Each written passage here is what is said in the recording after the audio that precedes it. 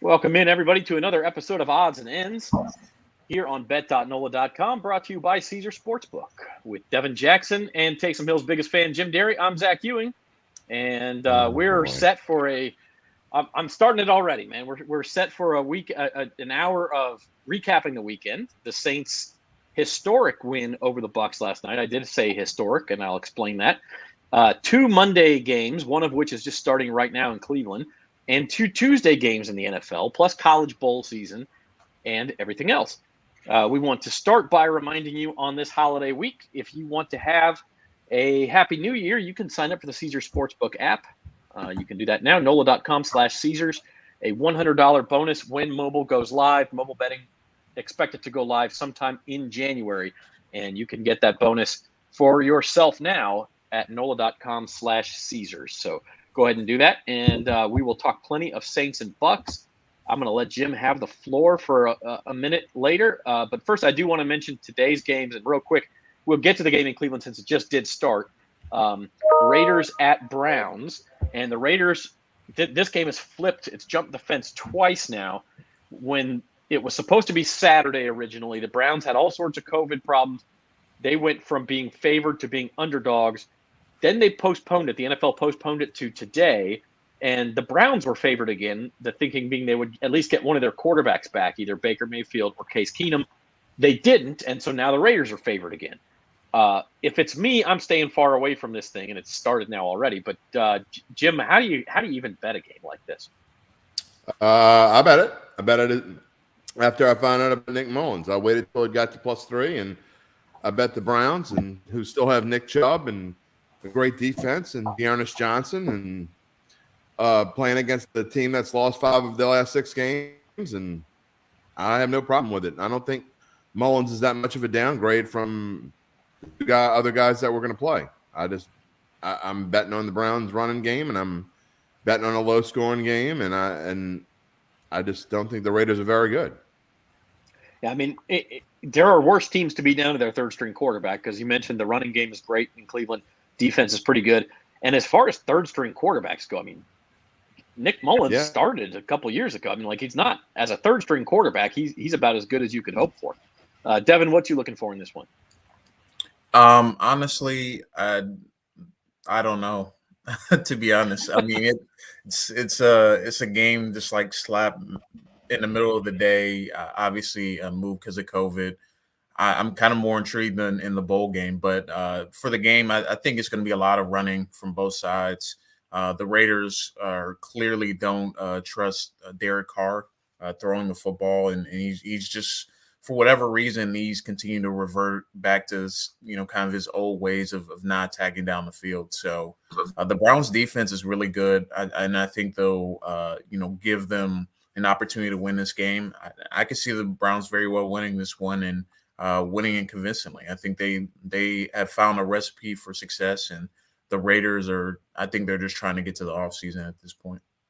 Yeah, I mean, I think I think the Raiders have offensive line problems, plain and simple. I don't think they have the time to give Derek to throw downfield. They don't have a running game.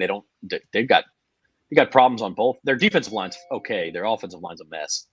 But it's not a good situation for the Raiders. And if they lose this one, they really will be looking to the offseason, because that's about all she wrote, I think, if they lose this one. The game later tonight, Vikings at Bears. This one has a lot to do. We'll get to Mullins and Simeon here in a few minutes. I don't. Trevor Simeon like triggers something in Jim Derry. It's not pretty. It's not pretty. He's muted. He's not even going to say anything. All right, the game later tonight, Vikings and Bears. This game does have a lot to do with the Saints' playoff implications. They could really use the Bears to spring an upset here. I don't know how likely that is. The Bears' top corner is out, Jalen Jones. That means Justin Jefferson for the Vikings. You expect him maybe to have a big day. Now, it is Kirk Cousins in primetime. We all know he's struggled in primetime before. But Adam Thielen looks like he could be back. Dalvin Cook is going strong. The Vikings know they need this one. Jim, not a lot of reason to have faith in the Bears here, I wouldn't think. You're muted still, Jim. Sorry, guys. I had some mic issues. I I hope you didn't hear what I heard through my headset just a moment ago. Anyway, I don't see how the Vikings, I don't see how they don't win big here. Dalvin Cook, like I heard the tail end of what you were saying, but the Bears are having major issues, and I didn't hear if you talked about this, but the Bears are having major issues with their defensive backs and COVID. And I think that it's a great spot for the Vikings. The only thing that scares me is the fact that they've won all these close games, or they played in all these close games. So even last week against the Steelers and letting the Steelers back in and end up making it a close game. So that makes me a little bit nervous. But I still, this is a game where I have played it as well. It's part of another teaser that I played. I had Cincinnati and Minnesota in teasers. So I really like Minnesota tonight, but I haven't had the greatest of weeks. So who knows? Yeah, the Bears Bears have all 4 starting defensive backs out, and I think that's mostly COVID. They have huge COVID problems. I said Jalen Jones. It's Jalen Johnson who's their top corner, who's out. And Justin Jefferson could have a huge day. Devin, how about you? Any reason for Saints fans to hope for the upset here? I mean, the Vikings have played down to their opponents this year. So, I mean, that would be the biggest takeaway for this game is that they let the Bears hang around and make it a close game at the end. I think the Vikings ultimately win the game, but I can't recall a Vikings game this season that has been normal or has gone exactly to plan for them. There's always some sort of comeback in the second half on either side of the coin for them. So I would expect this to be a close game. I think the Bears cover tonight, but I think the Vikings win. All right. And again, that we'll get to the playoff picture. In fact, as we move on, let's look at the weekend results here on Odds and Ends on bet.nola.com. And it was, it was another crazy week. Obviously the Saints win. We'll talk about that here extensively in a minute, covering as 11.5-point underdogs. And they weren't even the biggest underdog to win. The Lions thumped the Cardinals. I mean, it wasn't even close. 30-12 as 13-point underdogs. The Ravens very nearly won as a 9-point dog and went for 2 again and got stopped. And then the Colts beat the Patriots on Saturday night. Chiefs beat the Chargers in overtime on Thursday night. Those are big results. Just another week of puzzle pieces we get to put together here, guys. Yeah, it was a rough week for me, who had the Cardinals as my last knockout pick. So that's $13,000 my kids won't see for Christmas, but it is what it is. But yeah, it was another surprising week. The whole second half of the season really is. We've had some interesting things happen, and I had the Ravens. I had the Packers at 6.5, and they let the touchdown in, and just brutal things that went on throughout the weekend for me. So I guess as good as it was the weekend before, kind of got back at me this week. But I still have a chance to have a winning week if I can finish out with 3 victories tonight and tomorrow. 4, yeah. 3 I need 3 and 4. I gotta say, Jim, if you having the Cardinals at this point in the knockout pool, you were in a good spot. I mean, you had to feel good about that. It's just sometimes nothing you can do. I did, and a lot of times, just like I told you about the first knockout pool that I was in when I took Dallas, when I hemmed and hawed between the Cowboys and the Bengals when the Cowboys lost on Thanksgiving, and that cost me a share of $20,000 and ended up being a 4-way chop, and I could have got in on that, and if it had, I'd just taken the Bengals. But this time, you're right. I mean, there's no. I mean, that's just a fluke. That they play that game 15 times, you're going to win 13 out of 15. So it is what it is. But yeah, so I'm not that upset about it in the grand scheme of things. I made the best pick I could make there. But hey, look, the Lions are playing pretty well right now. And we're going to get into the Saints in a minute. But I think some crazy things are going to happen down the stretch. This will be the last one of these. There'll be some weird things going on as the Jags now have the number 1 pick. I don't think that's going to change. I think they'll lose out, and so back-to-back number 1 picks for Jacksonville, I think. So Detroit fans, I don't know whether they're happy or sad going into today. Yeah, it's that. I mean, I think at some point you could starve for wins. Number 1 picks are great, but at some point you just want to see your team win, and so that's the way I feel about it. When you look at those results, Devin, obviously a lot of playoff implications here. The Steelers really helped themselves by holding off the Titans. The Saints really helped themselves. But until we get into the Saints, what other result really caught your eye? It had to be the Lions and Cardinals. I just think the Cardinals now, I mean, they were pretty much a lock to win the NFC West a couple weeks ago. Now it's not so sure. You know, the Rams are now back in it, and they're clearly the better team now. They're playing like the best team in the NFC.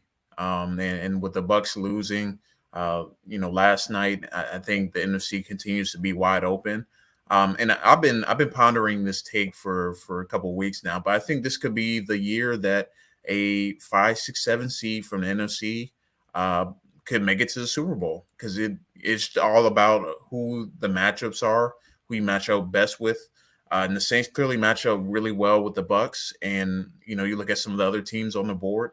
The Cardinals are matching up well, you know, as of late against a physical team like the Rams. So I think this NFC playoff is going to be probably more interesting in recent years than we've seen.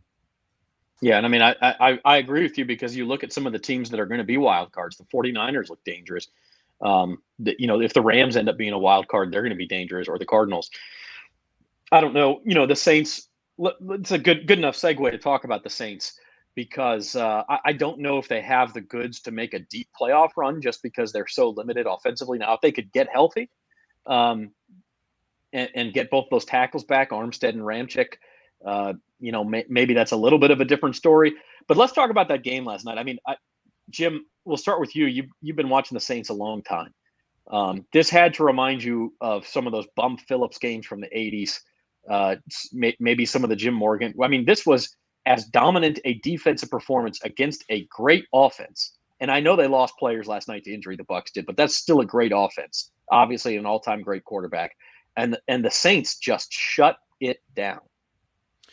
Yeah, I tried to come up with some perspective on Datitude this morning, and with Jeff Duncan, and really some games that came into my mind as far as improbability goes. It's got to be in the top 3 or 4 for sure. If you look at, in fact, in regular season, I think there's only really 1 or 2 other ones that compare. A friend of mine texted me after he listened to Datitude. He said they beat the Rams on the road, greatest show on turf, the year they ended up winning their first playoff game ever in 2000. Beat them on the road as 13.5-point underdogs. Aaron Brooks' first game after Jeff Blake was injured, and no one expected him to win. So that one's definitely up there. And another regular season game that came to mind to me was in 1987, for those of you old enough to remember, the first real good year the Saints ever had. It was under Jim Moore. It was the strike season. They went 12-3. They had won 3 games in a row, gone home to play the Giants, the Bill Parcells-led Giants, Super Bowl team Giants, that had just been beating everybody up. And the Saints went into it and had never won 4 games in a row in their history. I mean, that's hard to fathom, that you're, you know, almost 20 years into your history and you had never won 4 games in a row. They had a chance to do it in front of, it was a Summerall and Madden game, a 325 game, and on CBS, and the Saints won, and they won it with defense, and Ricky Jackson and Pat Swilling both had a big game. Sam Mills, Vaughn Johnson, the whole Dome Patrol had a great game. The secondary had a great game as well. So those were the 2 games that came to my mind. And other than that, as far as improbability goes, you got to talk maybe about that same year in 2000 when they lost to the Rams at home on the last week of the regular season, to depend on who won the division and who didn't. They ended up playing the Rams again the following week in the Dome, and they beat the Rams again. They beat them on the Azakim dropped the ball on a muff punt, and it was the first Saints playoff victory ever. They had never had a playoff victory before then. Then really you got to put the Super Bowl up there, because the Saints winning as 7-point underdogs. You're playing in your first Super Bowl game, and I realize the Saints were 13-3, but you're playing against Peyton Manning, who I think they were 14-2 that year, the number 1 seed, and everyone picked the Colts to win the Super Bowl, and so obviously that one way more significant. But those are the games. Other than that, I mean, that's why I think this game has to rank in the top 5 for sure of most improbable Saints victories. And again, not just because of, you know, that they won, but the fact of how they won, and you could have told me, you could have given me 500 different scores, and 9-0 would have been the last one I picked. And then if you would have said it was going to be 9-0, I would have said, there's no way in hell that the Saints are holding Tampa Bay to 9 points. That would have been my response. Yeah. Well, it's funny you mentioned the history, because I went back this morning, and you can find it on bet.nola.com, and looked. OddsShark has a great database where you can look in, various teams, how many times have they been this point underdog, et cetera, et cetera. And so the last 5 times the Saints won outright as a double-digit underdog, and the database only goes back to 1985, and you actually have to go back to 85 to find 5 instances of the Saints winning outright as double-digit underdogs. Last night was the 5th. The other 4, one of them you mentioned, it was Aaron Brooks' first game.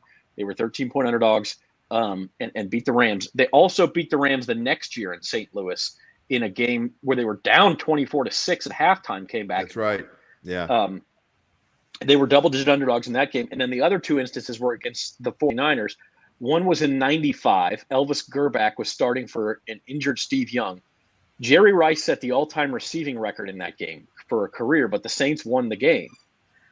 And then in 1985, so even before what you're talking about, there was a game in San Francisco where I had to go back. I found the video on YouTube. It was fantastic. Dave Wilson hits Eugene Goodlow for a 43-yard touchdown with like 8 minutes left to win the game. And, Eugene Goodlow beats Ronnie Lott, just dusts him. Dave Wilson throws Eugene the ball. Goodlow was a good receiver. Yeah, you got what is going on here? And the Saints went 5-11 that year or something. Maybe they were 7-9. But nobody. The 49ers were reigning Super Bowl champions. Nobody expected them to win. So you've got to go back 26 years to find 5 instances of them being this big of an underdog. So Devin, the question I pose to you is, how did they do it? What did you see scheme-wise or personnel-wise? What were they doing to stop Tom Brady so effectively? They were daring him to beat him downfield. And once Godwin and Evans both went out of the game, and they had basically a crop of receivers that are inexperienced and not really top targets, they did what teams do to the Saints. They forced them to throw the ball down the field and make them throw it accurately. And they got pressure on him all night long, and they did not blitz Tom Brady. They got home with their front 4 consistently. Cam Jordan probably had one of his best games in maybe 2 years. Probably ever. I mean, it was one of his best games of his career, without a doubt. I mean, he dominated, Tristan Wirfs, who is a really good tackle, a really good young and upcoming tackle. And they said coming into the game, he only given up like 1 quarterback pressure the entire season up until that point, and he gave up multiple sacks to Cam Jordan. But they forced Tom Brady to beat them deep, and he couldn't do it.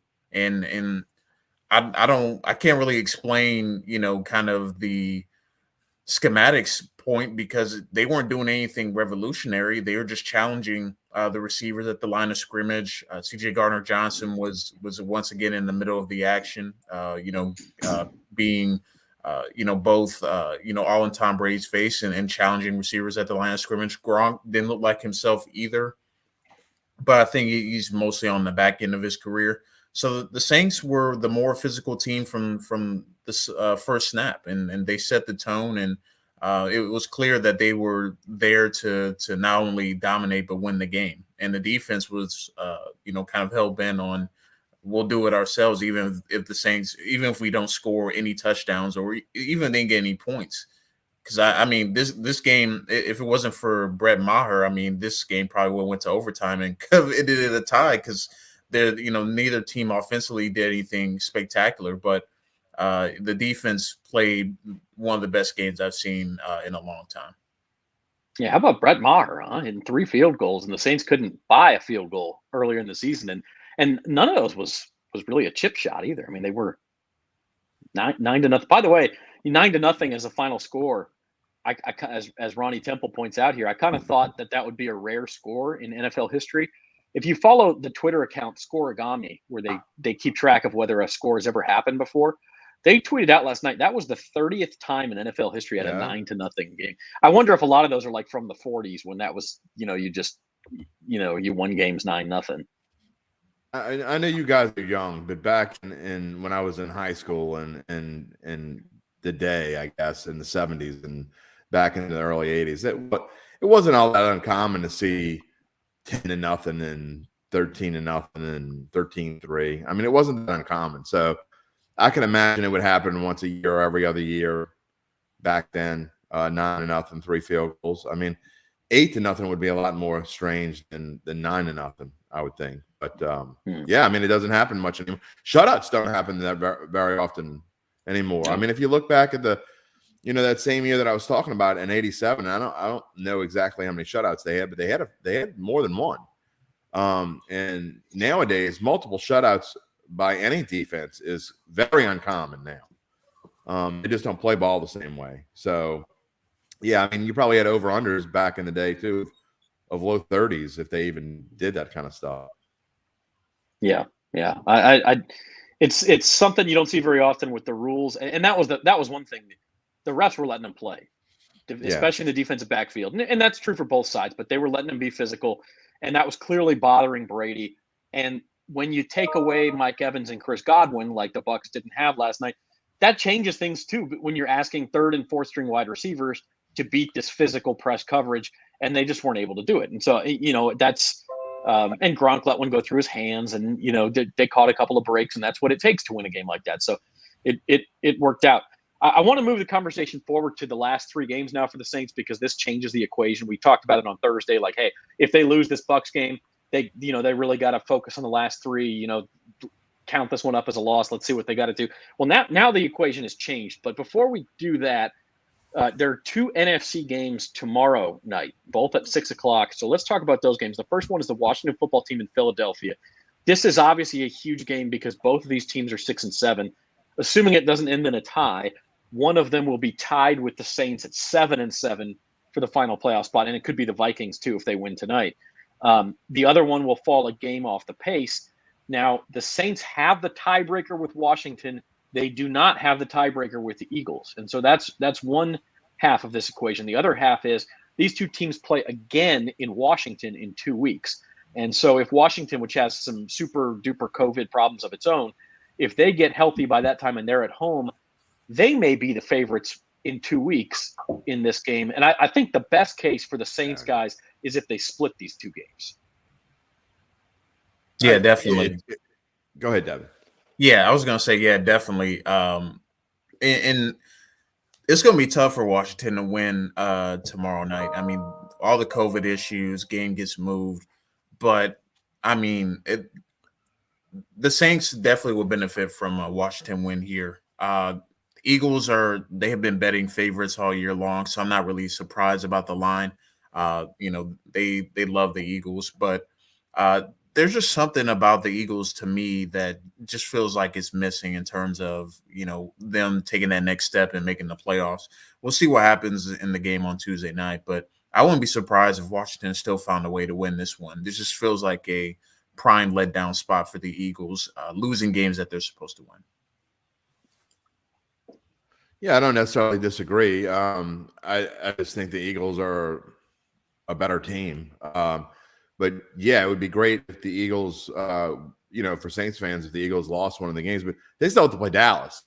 So, I mean, if you're a Saints fan, you have to look at it this way. I don't think 9-8 for the Saints is going to be good enough to get in. I think 9-8 for a team like the Eagles might be good enough to get in. 9-8 might be good enough for the Vikings. The Saints don't hold a lot of tiebreakers with groups of teams.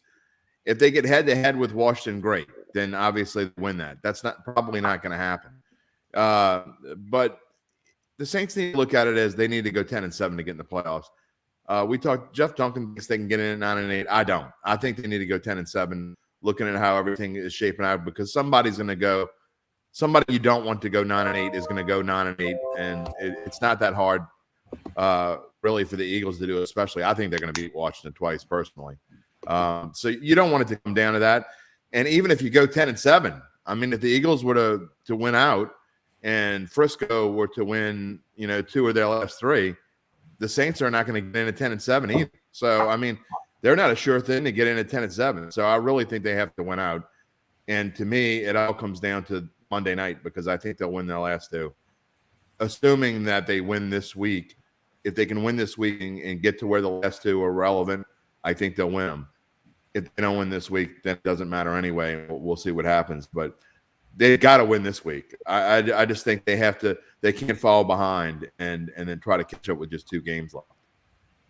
Derek, we see your question down there. We'll get to that in just a second because I want to keep the focus on whether the Saints can make the playoffs. The other game tomorrow night is Seahawks at Rams. The Rams probably the team that benefited the most of all of these COVID postponements. They're getting a lot of players back, and they're favored by a full touchdown. And again, as Devin mentioned, really competing for the NFC West title still with a win here. They're only a game behind Arizona and breathing down their neck with 3 games to go. So having said that, here are your NFC odds to make the playoffs. And this is very apropos to what you were talking about, Jim. 49ers at this point, you got to figure they're going to make it. They probably are in just going 2-1 the rest of the way. They're up to minus 600. Most of this field is off the board, and that's because they all play outside of Atlanta. Those other 4 teams all play either tonight or tomorrow night. Vikings, Eagles, Washington, and Seattle. The Saints are up to plus 130, so just less than 50-50 odds essentially. And that matches, if you look at 538, which they do playoff percentages for every league, the Saints are at 49% right now. Now, I will say this, if they go 10-7, you can go in there and put in results. To your point about them not getting in at 10-7, if they go 10-7, they are 98% to make it. Chances are somebody somewhere is going to lose, and they're probably going to be fine. If you lose one, go ahead, Jim. I don't know how they figure out these percentages because they were saying last night, the same people were saying that if the Saints, before the game, the Saints won, they'd be 42%. Now we're saying 49%. We're saying nobody knows. I mean, let's be realistic. I mean, you can use common sense really when it comes down to it. If they get 10-7, they're probably going to get in. I don't think it's 98% because I don't think there's a 2% chance that either the Eagles or the Vikings win out and the 49ers win 2 of 3. Because if those things happen, it's 0%. Okay, so you're telling me there's only a 2% chance that the Eagles win out, the Vikings win out, and the 49ers win 2 of 3. The Vikings have a really tough schedule. I get it. The Eagles easily beat the Washington twice and not easily beat Dallas, but I don't think that's 2%. So anyway, regardless, I don't care what the real number is. If you're looking at, I think that's a decent price on the Saints at 130. I wouldn't play it. If you were going to play it, you should have played it already. But it comes down to forget about everybody else anyway. And I hope the Saints are saying this in house. Who cares with the Eagles and the Washington football team and the Vikings and the 49ers?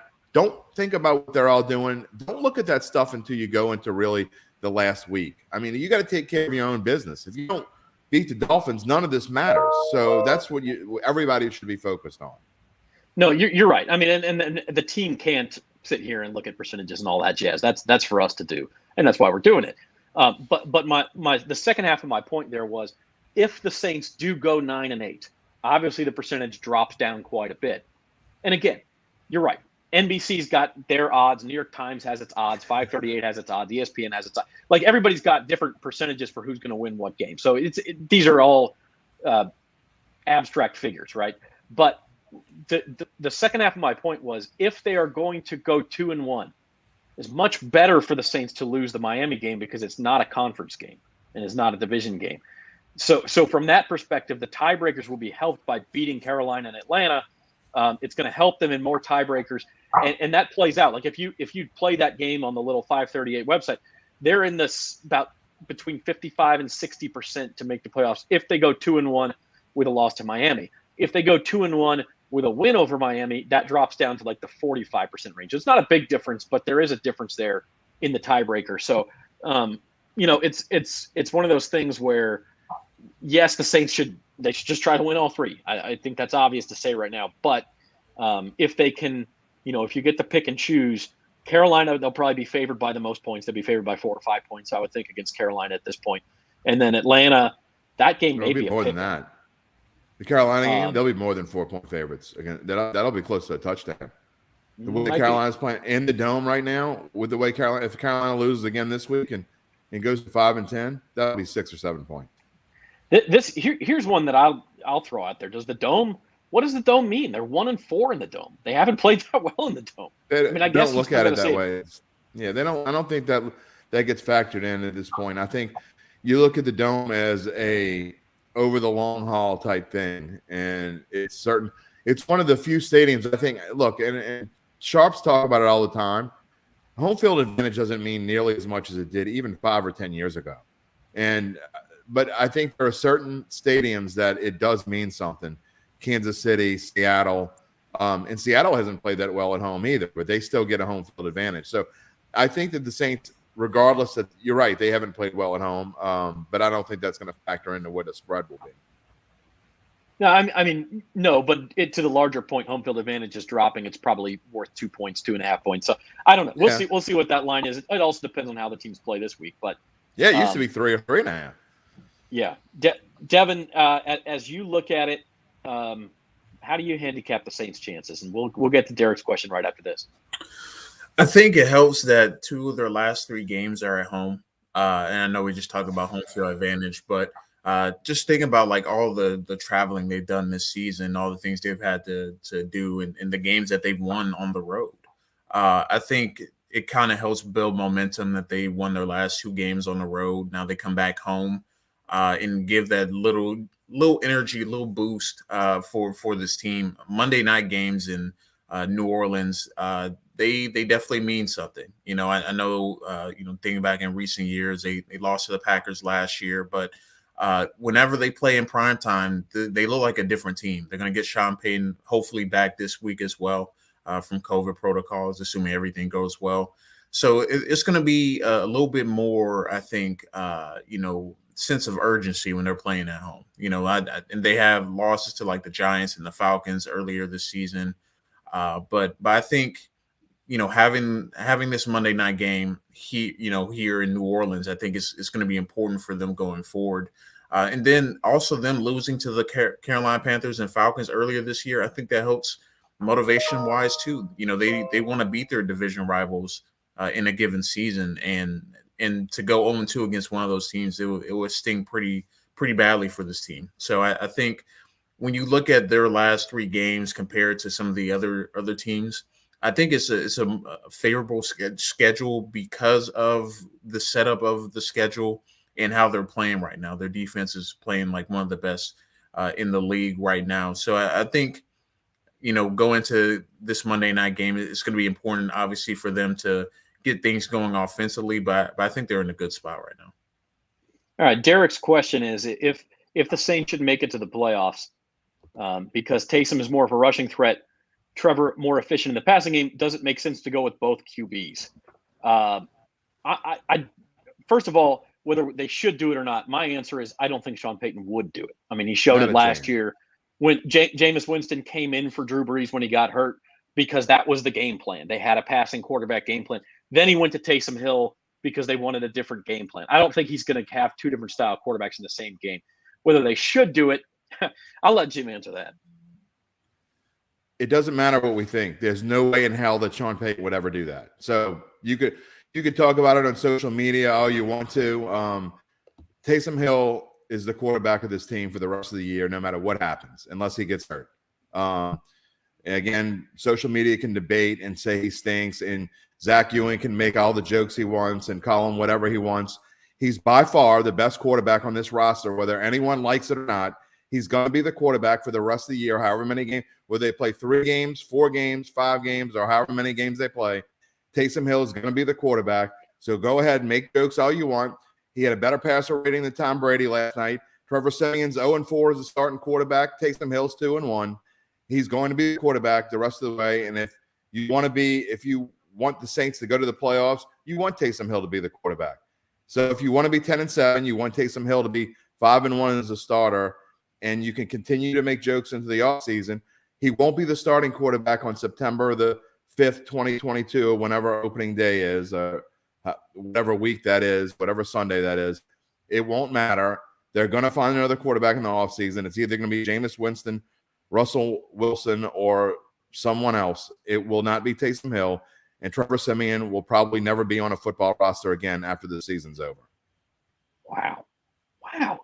See, my problem is you want to take all those. I want you to take this, Devin. When you take this little piece of recording, record what I said, and we can come back and play this again in September. Because all the things I just said, I will be willing to lay anyone any kind of bet they want, barring injury. Taysom Hill will be the quarterback the rest of the year for every play, and barring injury. At the start of next season, either Jameis Winston, Russell Wilson, or some other free agent will be the starting quarterback. Most likely, I would lay it's a 75% chance that it's Jameis Winston or Russell Wilson is the starting quarterback next year. It will not be Taysom Hill. And you can also book this, and you can play this back in September, that Mr. Siemian will never be on a football roster ever again when this season is over. Go ahead and book all those things. Are we counting practice squads? I just got to make clear what the prediction is here. No, on a Sunday afternoon, he will not have a helmet or a baseball cap on the sideline unless he's coaching his son's flag football team, which got postponed from Friday to Sunday. Hey, listen, I actually agree with those 2 points. I think Taysom is the starter now. Look, that's been written, and the one thing that he brings that Siemian didn't bring is this big play running ability. He can hurt you with his legs if you give him an opportunity to do that. My problem, Jim, has always been that listen, Taysom did not play well last night. You can't tell me that he did. You can't say with a straight face. 100%. I think he had about 4 or 5 bad passes. The rest of here's what people aren't talking about on social media, okay? He did exactly what the plan was all week long, and that was to not do anything that was going to get him in trouble. And he only threw 1 pass that was even close to being intercepted. The rest of the game plan was exactly and I mean to a T, how it was supposed to go and scripted. He didn't do anything he wasn't supposed to do. He had about 4 or 5 drops, first off. And I just don't get it. There are people that see the trees through the forest. It doesn't make any sense to me. He is clearly a better quarterback than Trevor Siemian. It's not even close. And I don't even want to keep up bringing Trevor Siemian's name up because it's not his fault. He did what he had to do. He tried his best. And people keep dragging me back into the Trevor Siemian thing, but I don't understand it. It's a different team. This is a different team with Taysom Hill at quarterback. And if Trevor Siemian plays last night, I promise you, he throws 2 picks. He gets the team into trouble. They fall into a hole just like they did the first 4 games he played, and they went a 4-game losing streak. Taysom came back off of a concussion, didn't play great against the Cowboys, but I thought he actually played fairly well until the fourth quarter. He threw 2 picks in the fourth quarter because he was pressing, and he was seeing his first action. And what has he done since then? He was fine against the Jets, and he was fine last night. Was he great? No. He wasn't great against the Jets, and he wasn't great last night either. But he was good enough, and he was better than what we had before. All right. I'm gonna go ahead and let it slide, Trevor. Okay. I'm going to let it slide. I get it. My problem has never disagree. I get it. My problem has never been that Taysom Hill is better than Trevor Siemian. He probably is. He brings the big play rushing ability. Siemian doesn't do that. My problem has always been that you were pinning the entire 4-game losing streak on Trevor Siemian, which was not fair in my opinion. But a couple of score updates. Numbers, facts are facts. Yeah, they are. They are. And the 66 passer rating is still not good. A couple of score updates to get to. First in the NFL, the Raiders are leading the Browns 7-0 early second quarter. Raiders have the ball first and 20 at their own 45-yard line. And then in college football, in the Myrtle Beach Bowl. What's that? The Raiders just fumbled. Oh, they fumbled. Okay. And Live updates. Renfro picked it up and went off. So. Oh, all right. And in the Myrtle Beach Bowl in college football, Tulsa leads Old Dominion 30-10. with about 8 minutes left in that game. And so it looks like Tulsa will win that game. Speaking of Raiders and Browns, quickly looking at AFC odds to make the playoffs. The Indianapolis Colts obviously helped themselves a great deal on Saturday night by beating the Patriots. They are looking very likely to make it, as are the Bills and Chargers.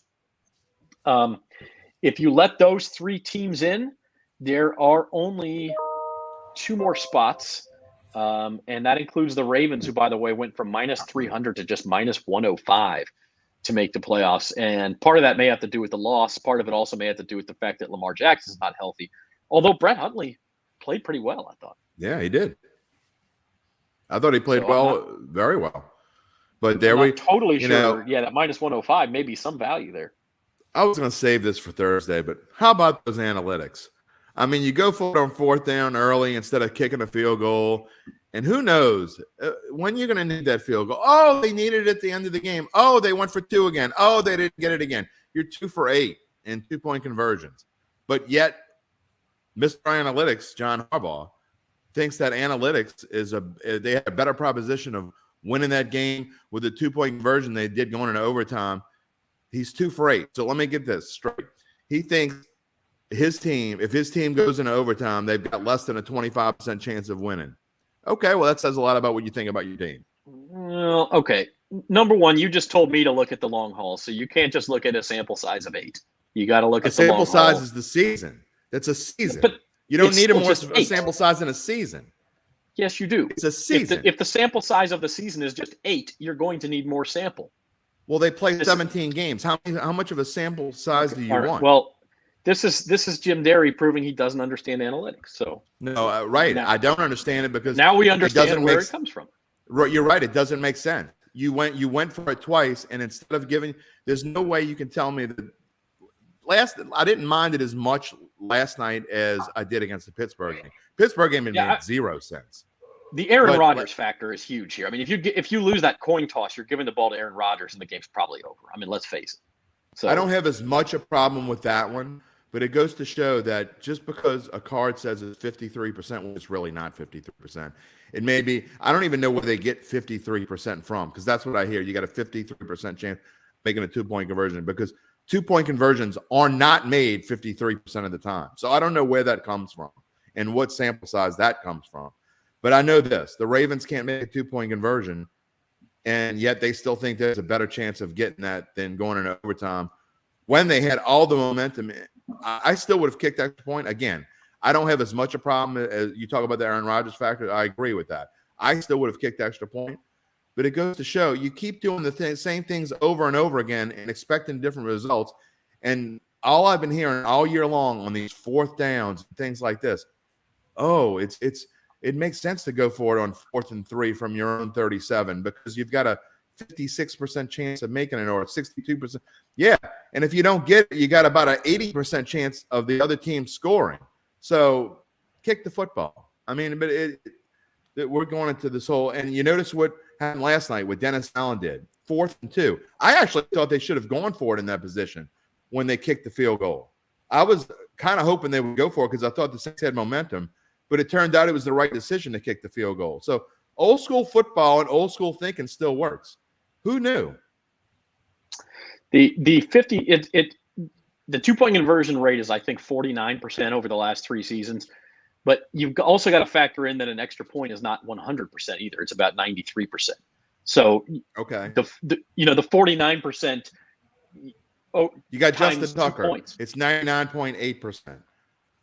The 49% times 2 points equates to 0.98 points, where the 93% for 1 extra point. Yeah, and Justin Tucker. I mean, my point is, it's, again, I said this last week. A lot of it turns into decisions that maybe we don't know about too. The coach may know something that we don't when he makes that decision.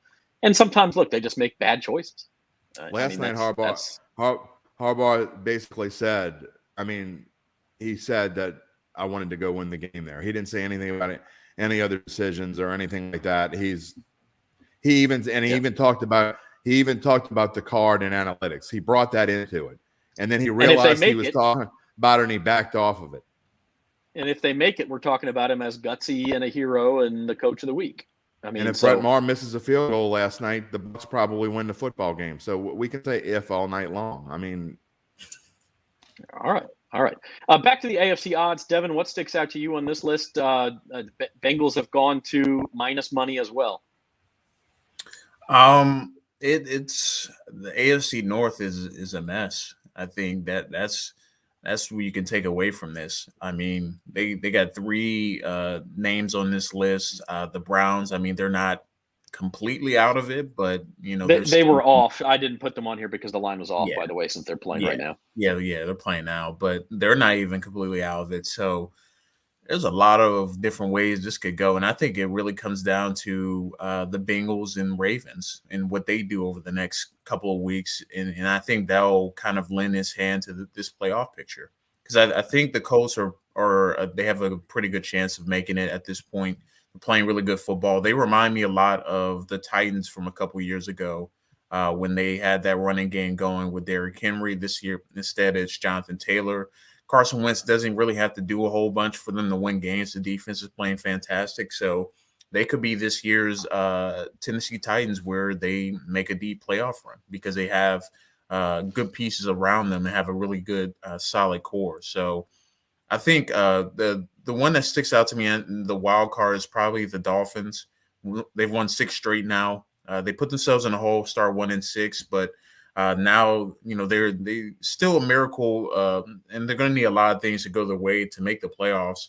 But that's a team to watch, and especially if they were able to beat the Saints on Monday Night Football, they could be a serious contender to get that last spot in AFC. And you're going to see some desperate teams on Monday night at the Dome next week because the Dolphins and Saints both badly need that win. You're watching Odds and Ends on bet.nola.com, brought to you by Caesar Sportsbook. Talking a lot of NFL. We've got a few minutes left. Going to wrap up with some college football, but first we'll look ahead at next week's NFL lines. We mentioned the Dolphins and Saints. The Saints are laying a field goal right now. 49ers, the Thursday night game is a big one too, and the Titans are at the point where they kind of need a win also. I mean, they're probably safe as far as the playoffs are concerned. They could fall out of the division lead if they don't start winning. Now, they do have the tiebreaker and a game lead over the Colts, so it's essentially a 2-game lead with 3 to go. But they, getting to the point where it's a little bit of a tricky situation. Another good Saturday night game, Colts and Cardinals. Ravens and Bengals, those teams are tied for the AFC North lead. And then another Bills-Patriots battle where if the Patriots win, they will clinch the AFC East. Jim.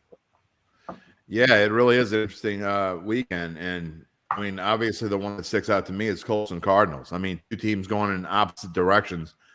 I think the Titans are safe to win the division. They'd have to fall apart. They have a 1-game lead.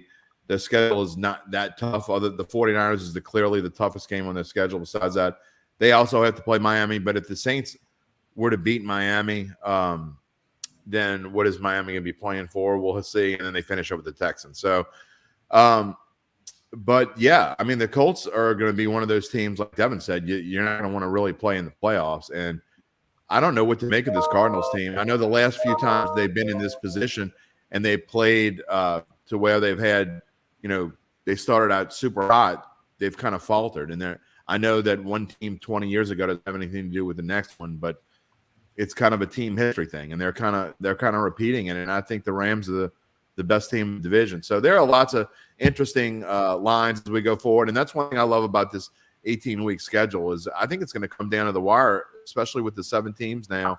It's not going to be like before. You're not going to see a whole bunch of teams resting players like they have in the past.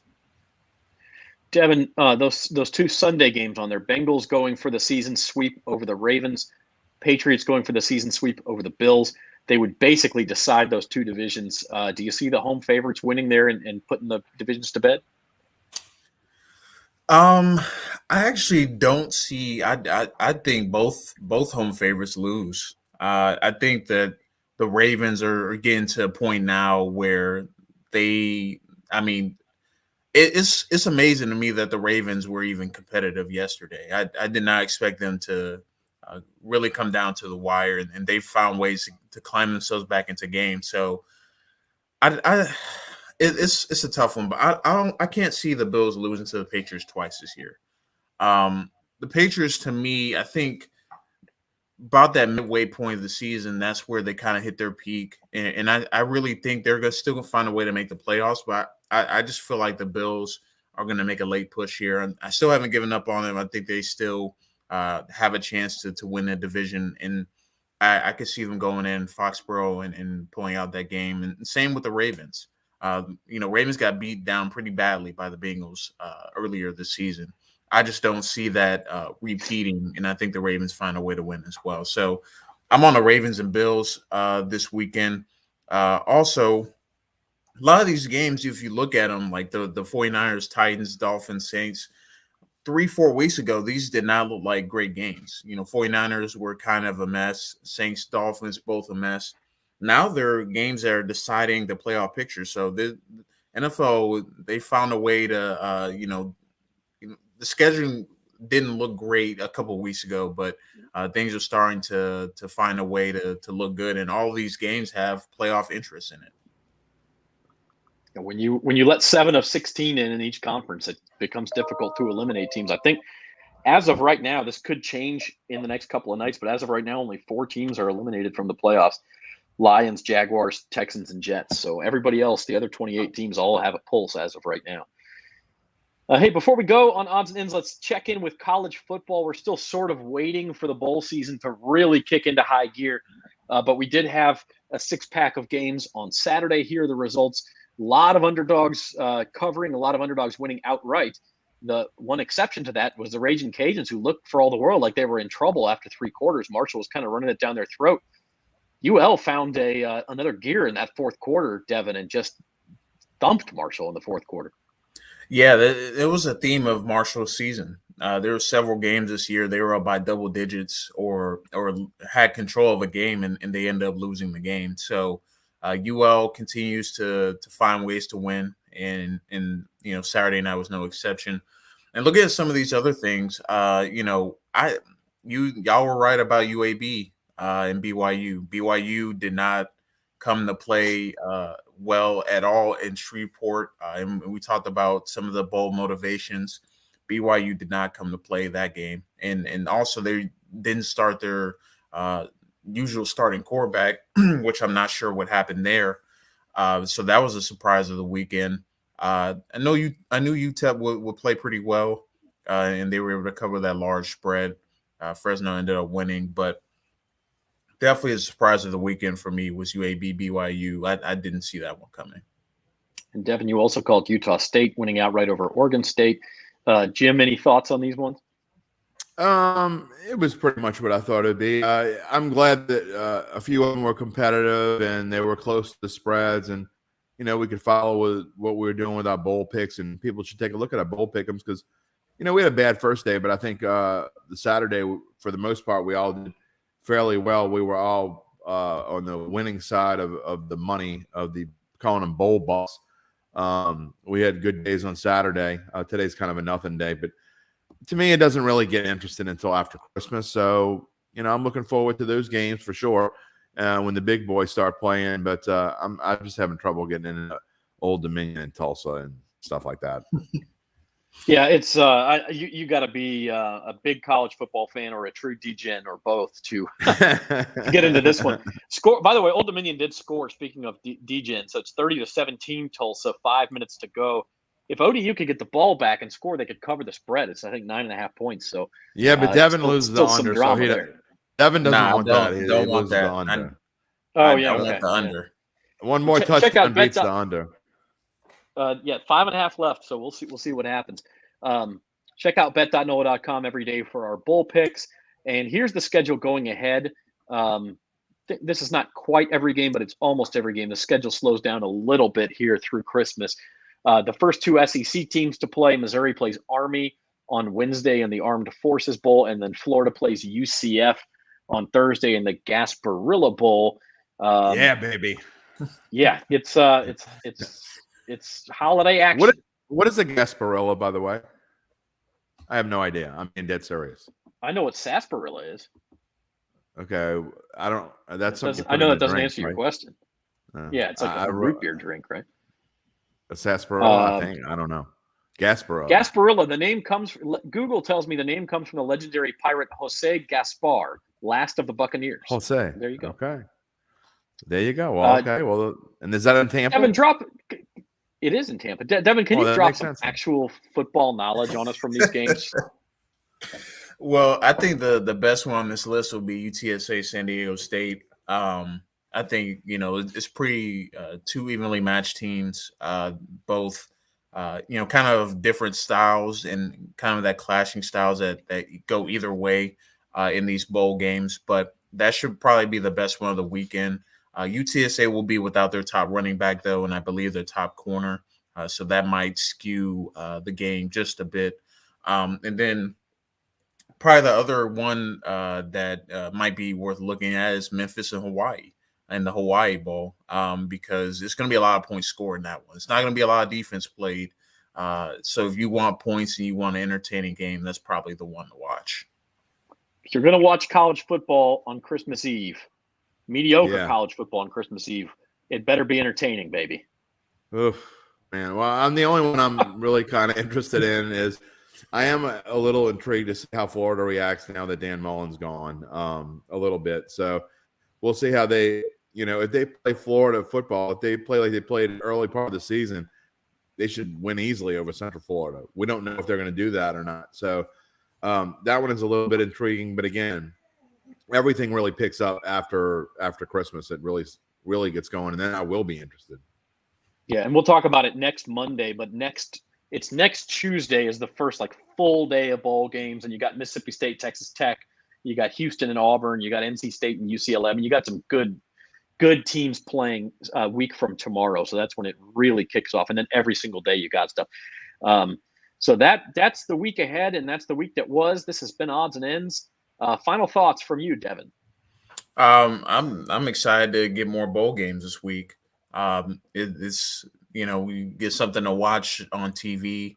I'm actually probably gonna tune in to Hawaii and Memphis, so that is probably gonna be a fun game and probably the best one of the week in terms of scoring wise. But UTSA and San Diego State is the other one that I'm really intrigued with. But in addition to that, you get a bunch of good football in the NFL. You get a lot of good games this week and a lot of games that are going to decide the playoff futures. A lot of teams might get eliminated as well. So it's going to be a fun weekend to keep up with all the action going on.